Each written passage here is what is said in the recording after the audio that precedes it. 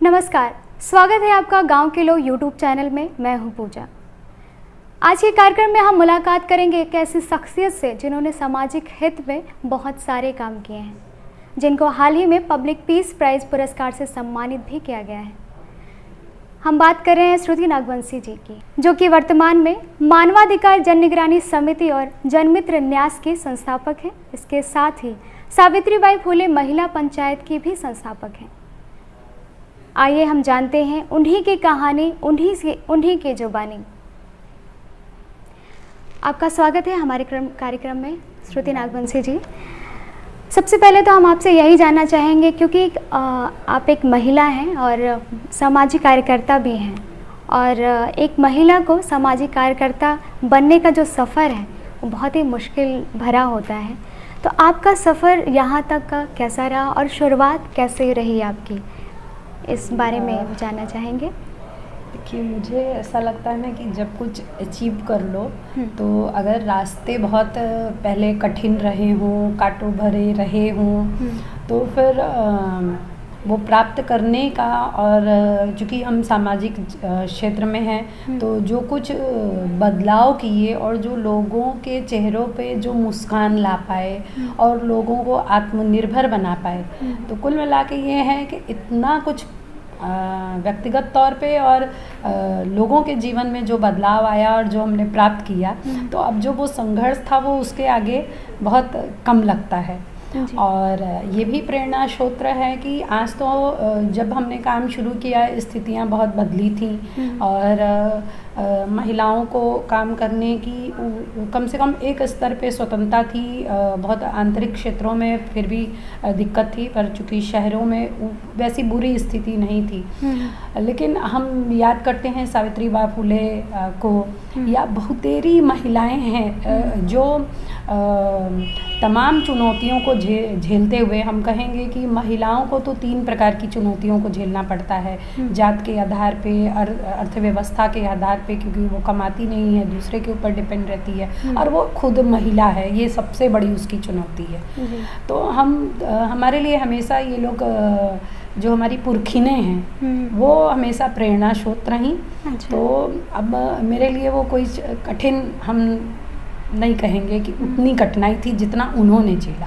जी sir, ma'am, तो लेकिन एक कहें कि हमारे मन में हम कभी सोचते हैं कि हम पढ़ रहे हैं, लिख रहे हैं, आगे चल के ये बनेंगे, हम फ्यूचर में डॉक्टर बनेंगे, इंजीनियर बनेंगे, तो क्या आपने ऐसा सोचा था कि आप एक सामाजिक कार्यकर्ता या फिर इस तरह का कार्य करेंगे सामाजिक उत्थान के लिए?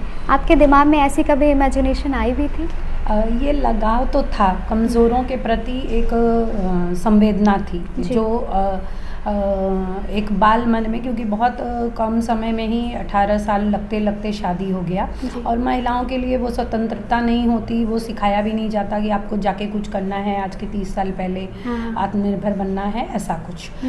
लेकिन एक संवेदना शुरू से थी कि अपने व्यक्तिगत स्तर पे छोटा मोटा कुछ मदद अगर किसी का कर लिया तो वो चीज़, तो हमको लगता है कि वो संवेदना का होना ज़रूरी होता है कि जब आप सक्षम होते हैं या आपको एक अवसर मिलता है, एक अनुकूल वातावरण मिलता है, तो अगर आपके अंदर संवेदना होगी,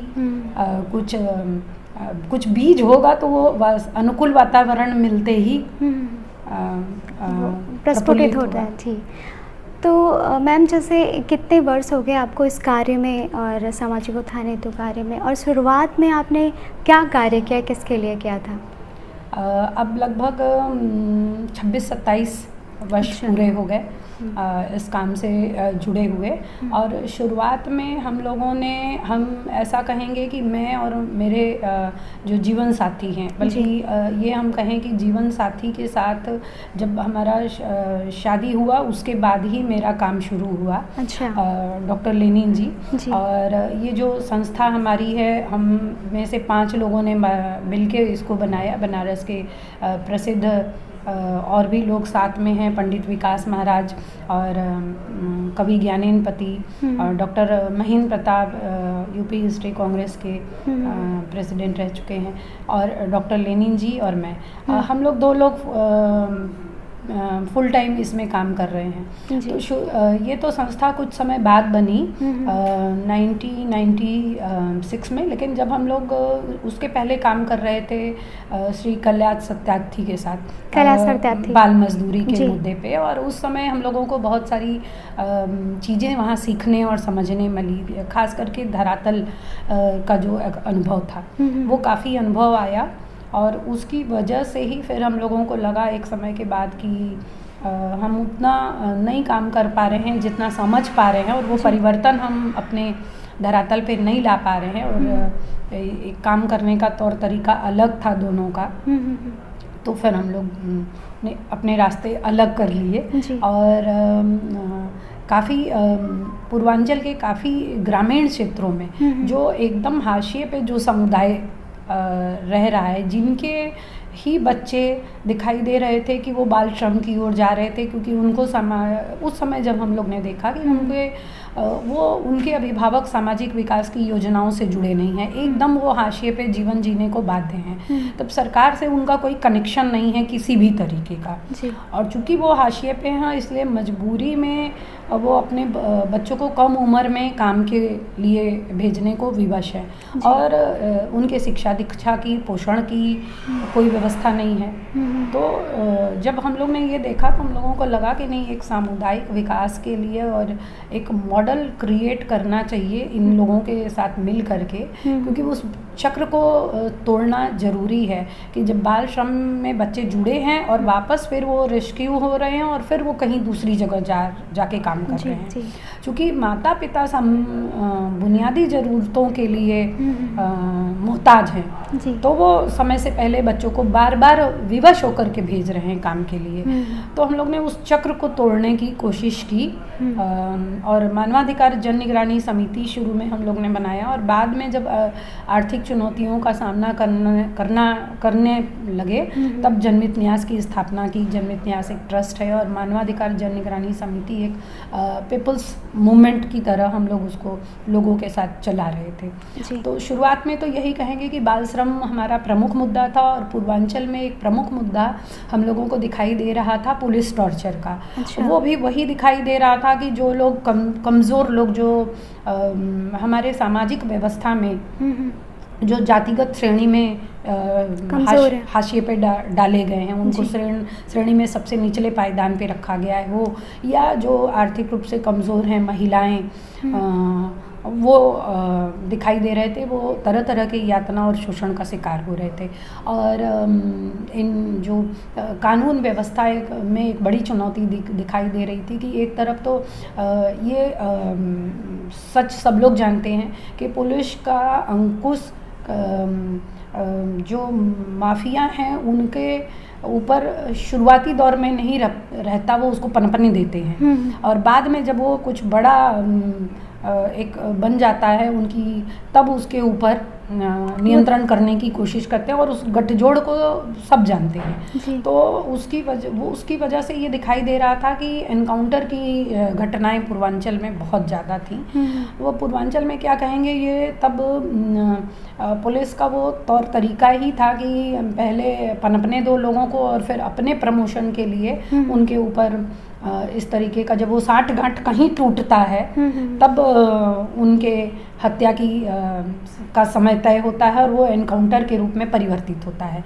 तो एनकाउंटर की घटनाएं दिख रही थी। हम लोग उस एनकाउंटर, वो माफिया हैं इसलिए उनका एनकाउंटर नहीं किया जाना चाहिए, ऐसी बात नहीं, क्योंकि अगर आप एनकाउंटर करते हैं तो आप पुलिस को वो ताकत का एहसास होता है कि किसी को भी मार सकती है, जो कि एक संवैधानिक रूप से गलत है। और जब आपको व्यवस्था चलाना है तो आप कानून के ऊपर व्यवस्था चलाइए कि जब वो एक छोटा अपराध करता है वो भी गलत है, और कोई बड़ा अपराध करता है वो भी गलत है। तो इस तमाम विचारधारा को लेकर के हम लोग ने पुलिस एनकाउंटर का भी विरोध किया, और इस तरीके से सतत वो यात्रा चलती रही, और बीच बीच में हम लोग काफ़ी कुछ सीखे। जैसे जैसे हम लोग इन वंचित समुदायों के बहुत करीब गए, उतना ज़्यादा हम लोगों को उनकी ज़रूरतों को समझने का मौका मिला जी। और फिर उसके अनुसार हम अपनी योजनाएं बनाते रहे उनके साथ मिलके, और उस पर काम करते करते आज यहाँ तक पहुँचे हैं। अच्छा, जब आपने शुरुआत की थी जर्नी, तो आपने कहा कि आपके जो हमसफ़र हैं, जीवन साथी, उन्होंने आपका बहुत सहयोग किया, ललित नागवंशी। तो क्या जैसे उनके परिवार के लोग थे, वो भी बहुत सपोर्ट कर रहे थे इस चीज़ को लेकर के? क्योंकि वो पेशे से एक, हाँ, उनकी डिग्री जो है वो एक डॉक्टर की है और वो काम समाज सेवा का कर रहे हैं। तो क्या आपको इन सभी कुछ ऐसी समस्याओं का सामना करना पड़ा, घर के विरोध का, ऐसा कुछ आपको ये करना बड़ा पड़ा? ऐसा इमोशनल सवाल हो जाता है ना कि जी। जब वो इस तरीके का इंटरव्यू वो लोग देखते हैं तो जी। उनको बड़ा कष्ट पहुंचता है। लेकिन अब तो पहले तो हम नाम में सुधार कर दें। जी। लेनिन रघुवंशी है, डॉक्टर लेनिन रघुवंशी उनका अच्छा, नाम हाँ, है। तो हाँ, दोनों माफ़ अपनी अपनी कीजिएगा। कहेंगे जातीय पहचान के साथ साथ चल रहे हैं। जी, जी, जी। तो वो चीज़ नहीं थी। हाँ। सपोर्ट उस तरीके का परिवार के अंदर नहीं था। अच्छा। और उस चीज़ को हम समझ रहे हैं तब। आज तो बहुत अभिभावक ये बात माता पिता समझने को तैयार समझने हैं। लगे जी। हैं, तब नहीं समझा करते थे क्योंकि ये बहुत 30 साल लगभग पुरानी बात हो गई। जी। तो हर माता पिता को ये होता है ना कि हम कुछ सपने बच्चों के अंदर अपने बना देते हैं। हाँ, हाँ। तो उन्होंने मेडिकल लाइन चुना था शिक्षा दीक्षा के लिए। तो माता पिता की भी ये अपेक्षा थी कि हाँ। बच्चा पढ़ लिख के आएगा और अब हमको सपोर्ट करेगा। जी, जी, जी। तो उस तरीके का जब होता नहीं दिखाई दिया और लेनिन जी ने ये तय किया 5वें साल की पढ़ाई के लास्ट जाते 4थे साल से ही उनका काम काज ज़्यादा बढ़ गया। अच्छा। और जब उन्होंने ये तय किया कि नहीं वो सामाजिक क्षेत्र के लोगों के लिए काम करेंगे क्योंकि उनका भी अपना अनुभव जो इंटर्नशिप के दौरान हुआ। काम करते हैं हर क्षेत्र में लोग। हाँ, तो हाँ। उनका अपना अनुभव था कि हम मेडिकल की पढ़ाई तो ज़रूर कर रहे हैं लेकिन जो कहीं कमज़ोर तबके को हम वो सेवा नहीं दे पा रहे हैं क्योंकि वो तो इस सेवा को खरीदने के लिए उसके पास क्षमता ही नहीं है। तो हमको उनकी क्षमता बढ़ाना चाहिए और कुछ वैचारिक समृद्धि पहले से थी क्योंकि उनके बाबा गांधीवादी फ्रीडम फाइटर थे। अच्छा। और पिताजी वामपंथी विचारधारा से थे।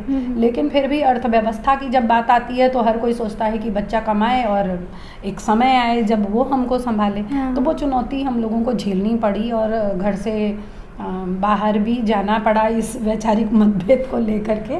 जी।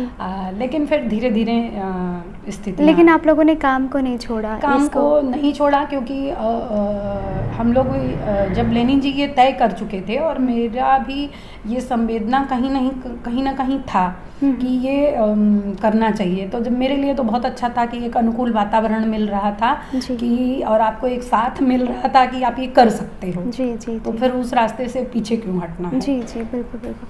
आपने शुरुआत करी कैलाश सत्यार्थी के साथ बचपन बचाओ काम को लेकर के। तो वो जो काम आपने किया उसका फॉलोअप वहाँ पे आपको क्या लगता है कि आपने फिर अलग होकर के काम किया? क्योंकि बच्चे तो जो भी माता पिता विवश हैं काम कराने के लिए, वो उनकी मजबूरी है उनसे काम कराना, उनको वो भेजते थे। तो उसका जो समाधान जो है, परमानेंट समाधान जिसकी बात करें तो वो आपकी नज़र में क्या था और क्या आपने उसको इम्प्लीमेंट करने की कोशिश की? वही हम लोगों को लगा जब उस काम के दौरान बच्चे रेस्क्यू होते थे। हाँ, हाँ। और उस समय उनका ये मूवमेंट भी हम कहेंगे कि आवश्यक था क्योंकि जब बाल श्रम की अगर बात करो तो लोग मजाक उड़ाते थे कि अगर बच्चा काम नहीं करेगा तो उसको क्या खाना आप देंगे। जी, जी, तो जी, वो दौर था। तो उस दौर में बाल श्रम में एक मुद्दा है, इस बात को वैश्विक रूप से स्थापित करने का काम श्री कैलाश सत्यार्थी ने किया और वो उस समय वो आवश्यक था। लेकिन जब वो हम ग्रास रूट पे आ रहे थे तो हम लोगों को ये दिखाई दे रहा था कि ये किनके बच्चे काम पे जाते हैं। सवर्णों के बच्चे तो काम पे नहीं जा रहे हैं, वो तो पढ़ने जा रहे हैं।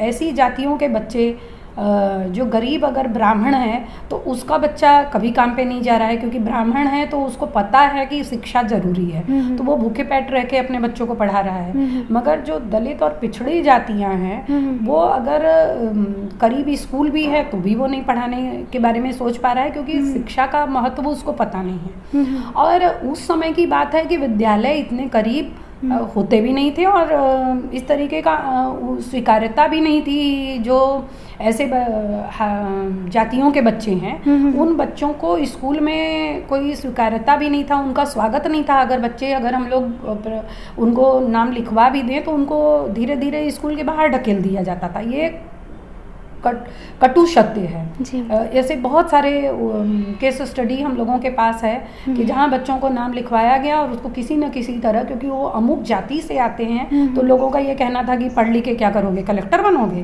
तो उन बच्चों को ढकेल दिया जाता था। तो और बाद में जो शिक्षा का अधिकार कानून बना, राइट टू एजुकेशन, तो उसके लिए भी हम लोग ने काम किया। और जब जाके बहुत हर 1 किलोमीटर के दूर पे स्कूल होना चाहिए, प्राइमरी स्कूल होना चाहिए, और बहुत सारे मुद्दे की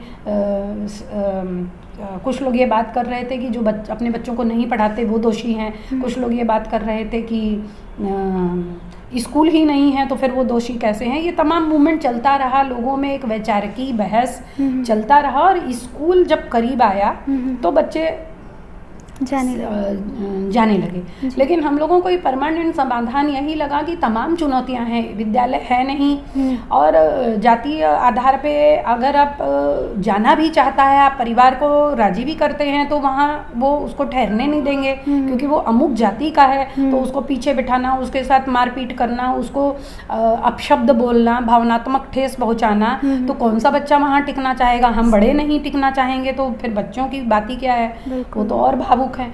तो ये तमाम चुनौतियों को हम लोग देख रहे थे, और बेसिक ये देख रहे थे कि परिवार के पास बुनियादी संसाधन रहने को, एक छांव और पेट भरने को भोजन भी नहीं है। तो जब तक ये नहीं, अगर आप उनको भोजन नहीं प्रोवाइड करा पाएंगे, सरकार अगर इस चीज़ का समाधान नहीं निकाल पाती है, तब तक अगर हम उनको ये कहें एक आदर्श समाज बनाने के लिए, शिक्षित समाज के बच्चे पढ़ें और बाल श्रम ना करें, तो वो बेमानी था। बिल्कुल। तो हम लोग ने, और हम ये नहीं कहेंगे कि केवल हम लोग जैसे बहुत सारे लोग इस बात के पक्षधर थे, और उन लोगों ने ऐसी जगहों के, ऐसे वंचित समुदायों का सर्वे करके कि स्टडी करके कि क्या स्थिति है, और उसमें यूनिसेफ ने भी बहुत काम किया उस जगह में। उस दौर में बहुत सारे संगठनों ने इस बात के लिए काम किया, और उसमें हम लोग ने भी इस बात के लिए काम किया। और इस खास करके हम लोगों का जोर जो हाशिए पे जो भी जातीय आधार पे जो निचले पायदान पे ढकेले जा रहे थे, उनकी पैरवी हम लोग ने की कि इन्हीं के बच्चे काम पे जा रहे हैं, तो इनको अगर आप समृद्ध करते हैं जी, तो फिर अच्छा जीवन किसका सपना नहीं होता। जी बिल्कुल। तो वो अगर उनको आप समृद्ध करेंगे तो वो भी शिक्षा से जुड़ेंगे और उनके जीवन में भी बदलाव आएगा। और ये हम अपने देश की अर्थव्यवस्था के विकास के साथ हम खिलवाड़ कर रहे हैं अगर हम किसी को पीछे छोड़ दे रहे हैं। जी, जी। तो एक जो देश का समुचित विकास होना चाहिए वो हमारी आर्थिक विकास से भी जुड़ा हुआ मुद्दा है, क्योंकि अगर लोग कमज़ोर रहेंगे तो आपको उनके ऊपर इन्वेस्ट करना पड़ेगा। आपकी गरीबी, आप वो देश की गरीबी है, उसका गरीब होना देश का गरीब होना का प्रतीक है। तो इस तमाम बहस के बाद बहुत सारे कानूनों में भी जिसकी पैरवी की गई और उसके बाद ऐसी स्थिति आई कि उनको भोजन, उनको स्कूल, उनको उनके स्वास्थ्य की बात, प्राइमरी स्तर पे प्री प्राइमरी एजुकेशन की बात, जो बहुत तब आंगनवाड़ियाँ इतनी नहीं हुआ करती थी गाँव में, तो आंगनवाड़ी की बात की, क्योंकि अगर आप सीधे बच्चे को कक्षा 1 में भेज देते हैं तो भी वो उसको समझ नहीं आएगा। और सबसे बड़ी बात है कि ये बहस भी शुरू करी गई कि बच्चा जब गर्भ में है, इवन वो जो किशोरी है वो कमज़ोर है, उसके अंदर हीमोग्लोबिन की कमी है, तो वो एक स्वस्थ महिला नहीं बनेगी, कम उम्र में उसकी शादी होगी, स्वस्थ महिला नहीं होगी, स्वस्थ बच्चा नहीं पैदा होगा। वहाँ से बात शुरू करी गई और एक समुचित विकास की बात स्वास्थ्यगत स्तर पे भी और शारीरिक और मानसिक विकास की बात करी गई कि अगर ये सब चीज़ें मिलेगी तब जाके एक स्वस्थ बच्चा होगा, और जब बच्चा स्वस्थ होगा तो फिर उसको प्री प्राइमरी एजुकेशन भी चाहिए। शहरों में कैसे जब 3 साल के बच्चे होते हैं तो उनको किसी प्राइमरी सेंटर में भेजा जाता है, प्ले स्कूल में भेजा जाता है, जहाँ वो कुछ अपने मानसिक उनका एक्सरसाइज हो, फिजिकल एक्सरसाइज हो, मेंटल एक्सरसाइज हो, और वो तैयार हो पाएँ आगे की कक्षा के लिए, आगे की कक्षा के लिए वो छोटी छोटी कविताएं, कहानियाँ ये सब सुने, समझें और वो उसकी रुचि हो और उसके अंदर एक इच्छा पैदा हो कि वो चीज़ों को पढ़ने के लिए समझ बना पाए। तब वो अब सीधे कक्षा 1 में नाम लिखा रहे हैं, बच्चे को कुछ भी नहीं, जो एक साथ नहीं समझ में आएगा तो बच्चा वैसे ही ड्रॉप आउट होगा। तो तमाम ये चीज़ों पे बात करते करते एक समुचित विकास की बात हम लोग ने की। जी, बचपन बचाओ के साथ साथ आप एक महिला हैं और आप बेहतर समझते हैं कि महिलाओं में शिक्षा का अभाव कितना ज़्यादा है। शिक्षा के अभाव के साथ साथ कुछ अंधविश्वास भी हैं उनके अंदर। आपने इस पे कितना काम किया और क्या क्या काम किया, किस तरीके से, जिस तरीके से आपने बचपन बचाने की लड़ाई लड़ी, क्या आपने इसके लिए भी वही लड़ाई लड़ी? बिल्कुल, जब हम लोग गांव में गए तो हम लोग ने ये भी देखा, और गांव में क्या कहें, शहरी मलिन बस्तियों में भी हम लोगों का काम था। तो वहाँ देखा कि मतलब लड़कों को तो लोग पढ़ने भेज रहे हैं मगर लड़कियों को घर के काम में लगे हैं, सिबलिंग केयर में बच्चियाँ लगी हैं जी। तो हम लोग ने ऐसी लड़कियों को जो प्री प्राइमरी अपने NFE सेंटर से जोड़ करके उनके पढ़ाई लिखाई की व्यवस्था की और लड़कियों के शिक्षा दीक्षा पे विशेष जोर दिया। और उसका परिणाम ये निकला कि वहाँ से लड़कियाँ पढ़ती पढ़ती, जैसे अगर 3 बच्चियों का नाम हम गिनाएं जो आज पोस्ट ग्रेजुएशन करके और अपने पैरों पे खड़ी हैं और अपना अपना काम कर रही हैं, आज उनको अपनी पढ़ाई ख़त्म किए ही भी 5-7 साल हो गए। अच्छा। और वो अपनी पहचान अलग अलग क्षेत्र में बनाई है, पूजा, चंदा और ज्योति। अच्छा। और ऐसी बहुत सारी लड़कियां हैं, चूँकि इन्होंने रोल मॉडल का काम किया और ये पहली लड़कियां थी। जब भगवान आला में हम लोग ने स्कूल शुरू किया और कक्षा 5 से पढ़ने 5 तक हम लोग की सुविधा थी पढ़ाने की बच्चों की। और उसके बाद उन बेटियों को हम लोग आसपास के स्कूल में अपने पॉकेट मनी से पढ़ाए। और उसके बाद हम लोग ने चर्चा की, भारतीय मूल की महिला हैं सुश्री पारुल शर्मा। अच्छा। उनके साथ ये केस स्टडी शेयर की कि लड़कियां इस तरीके से हैं और चूँकि हमारे पास वो सुविधा नहीं है कि हम उनको आगे की पढ़ा सकें, तो हमें आसपास के प्राइवेट स्कूलों में जाना पड़ेगा जहाँ फीस ज़्यादा है और उनके मम्मी पापा तो पढ़ाना ही नहीं चाहते।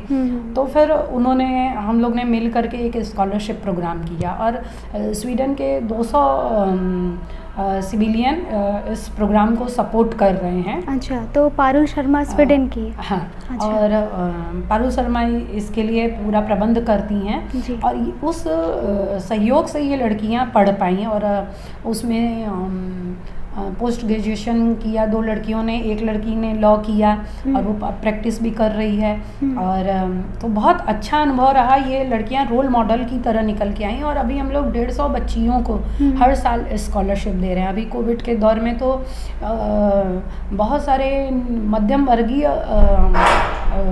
परिवारों से भी लड़कियों को स्कॉलरशिप के लिए वो हमें कांटेक्ट कर रहे हैं। अच्छा। तो इस तरीके से शिक्षा दीक्षा का हम लोग ने भी शिक्षा को भी एक रोल मॉडल बनाया, एक उदाहरण दिया कि और अभी भगवान आला का उदाहरण ये देखें तो 99% लड़कियां वहाँ पढ़ती हुई नज़र आ रही हैं। अच्छा। और उसका सबसे अच्छा परिणाम ये हुआ कि लड़कियों के बाल विवाह रुके। और वहीं से हम लोग ने सीखा कि यदि लड़कियों का बाल विवाह हो क्यों रहा है, क्योंकि लड़कियां व्यस्त नहीं हैं। एजुकेशन में जो लड़की अगर इंगेज है तो माता पिता को भी एक बहाना मिलता है समाज को ये बताने के लिए कि मेरी बिटिया पढ़ रही है, क्योंकि ये दबाव भी तो उसको समाज की तरफ से आता है कि अब 16 साल की हो गई। और अगर वो जिक्र कर रही है, अभी भी कई जगह ये सुनने मिलता है कि अभी 14 साल की हो गई, 13 साल की या 16 साल की हो गई, अच्छा मासिक हो गया तो वो वयस्क हो गई, अब उसकी शादी कर देनी चाहिए।